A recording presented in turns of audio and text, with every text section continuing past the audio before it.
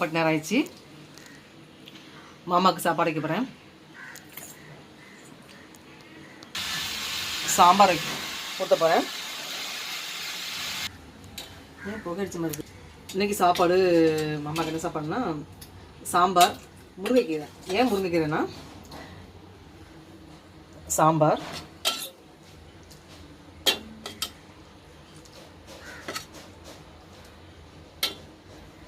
முருங்கைக்கீரை.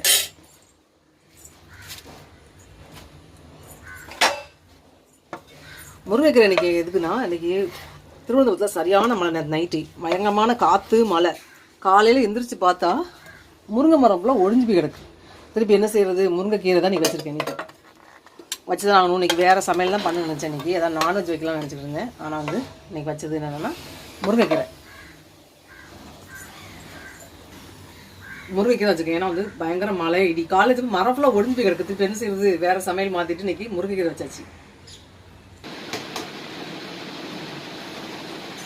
இன்றைக்கி முருங்கைக்கீரை தான். ஏன்னா வந்து மரம் ஒழிஞ்சு போச்சு இல்லை, பயங்கர மழையில் காலைல பார்த்தா முருங்கை மரம் ஒழிச்சு போய் கிடக்கு. திருப்பி என்ன செய்வது, இன்றைக்கி முருங்கைக்கீரை வச்சு சாம்பார் வச்சு முருங்கைக்கீரை.